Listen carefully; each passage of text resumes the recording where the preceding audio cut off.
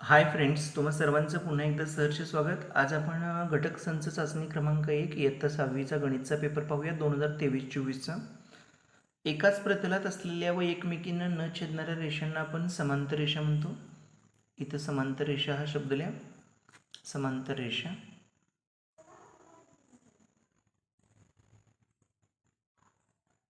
यानंतर बघा, वजा 47ची विरुद्ध संख्या 47 आहे. 8 अधिक वजा 3 म्हणजेच 8 वजा 3. 8 वजा 3चं उत्तर 5 येणार. संख्यारेषेचा वापर करून हे गणित तुम्ही इझिली सोडवू शकता. 0 अंशापेक्षा मोठा परंतु 90 पेक्षा लहान याला आपण लघुकोन म्हणतो.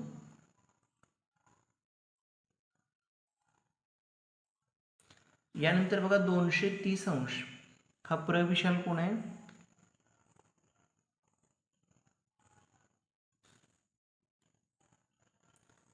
यानंतर 90 अंश हा काटकोन आहे.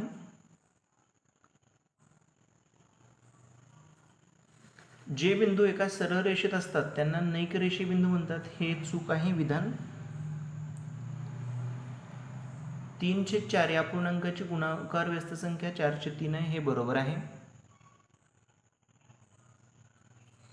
यानंतर खालील संख्यांचे धनसंख्या व ऋणसंख्या या गटात वर्गीकरण करायचं आहे. तर इथं तुम्हाला लक्षात येईल की -12 आणि -25 या ऋण आहेत. इथं 19 आणि 8 या दोन संख्या येतील. मी इथे पुढे देतो बघा. 19 आणि +8 या दोन संख्या धन आहेत आणि ऋणमध्ये -12 आणि -25 या दोन संख्या येतील. यानंतर बघा, चौकटीत योग्य संख्या भरायची. 3/5 हा पूर्णांक आहे. 5ला कितीने गुणायचं. इथं अंशाला म्हणजे 3ला इथं 2ने गुणलेलं आहे, म्हणजे छेदाला पण 2नेच गुणूया. 5 दोन्ही 10 होतील, 3 दोन्ही 6 होतील. इथं आपण संक्षिप्त रूप द्यायचं आहे. 2×3=6 आणि 2×5=10. 3/5 इथं आपलं उत्तर येईल. यानंतर पुढील प्रश्न बघा, बेरीज करायची आहे. 904.5 बघा, 904.5.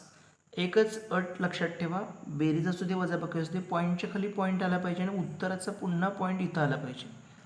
तर आता 28 हे डावीकडे आहे आणि उजवीकडे 197 आहे. तर इथं काय नाही म्हणलं, 0 वापरायचे आणि मग बेरीज करायची. 7, 9, 6, 8 आणि 4 12, 2 1, 932.697 असं उत्तर येईल. यानंतर पुढील प्रश्न बघा, अंशाधिक अपूर्णांकात रूपांतर करायचं आहे. तर इथं काय होईल बघा, 6 × 5 म्हणजे यांचा गुणाकार 6×5 आणि मग 1 मिळवायचा आणि मग छेद आहे तसं लिहायचं. 6×5 आणि 31, 31/6 हा आपला अंशाधिक अपूर्णांक तयार झाला. शेजारील आकृतीवरून नावे लिहायची आहेत.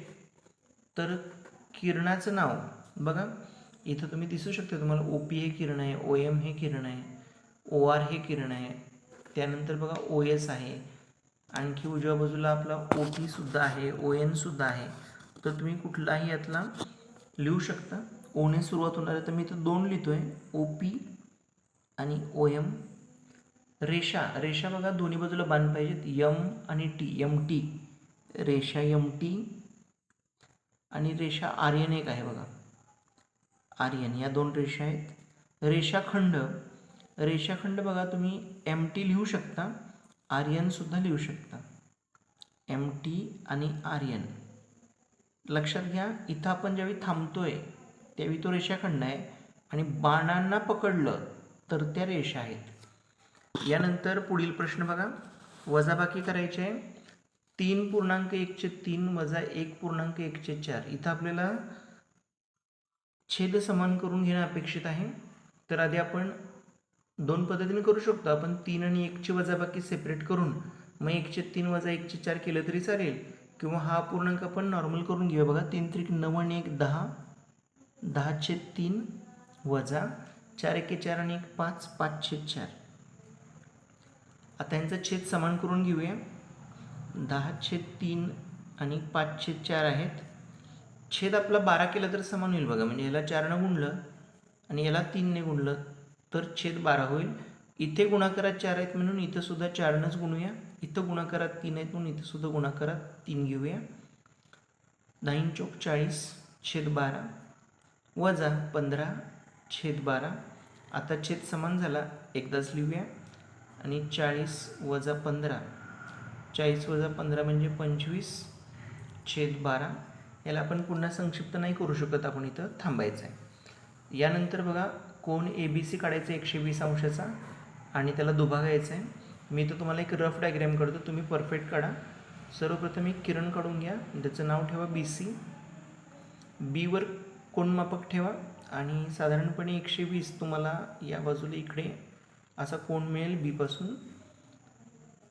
हा 120 अंश मापाचा कोन झालेला आहे, विशाल कोन आहे लक्षात घ्या. आणि आता कोन दुभाजक काढायचं आहे. दुभागा म्हणले तर दुभागताना काय करायचं बघा, कर्कटक इथं ठेवायचं आणि इथं एक आणि इथं एक चाप मारायचा, किंवा हा तुम्ही गोल फिरवला तरी चालेल. आता नवीन जे चाप तयार झालेत इथं आणि इथं, तिथं कर्कटक ठेवून पुढे चाप मारायचे अंतराळात. आणि नंतर हे तुम्ही 2 बिंदू जोडलेत तर तुम्हाला हा 60 अंश मिळेल, हा 60 अंश मिळेल. अशा प्रकारे आपण कोन दुभागू शकतो. तर पेपर पूर्ण झाले बघा. काही शंका असेल तर कमेंट बॉक्समध्ये नक्कीच टाका. व्हिडिओ आवडला असेल तर लाईक, शेअर, सबस्क्राईब करा. धन्यवाद.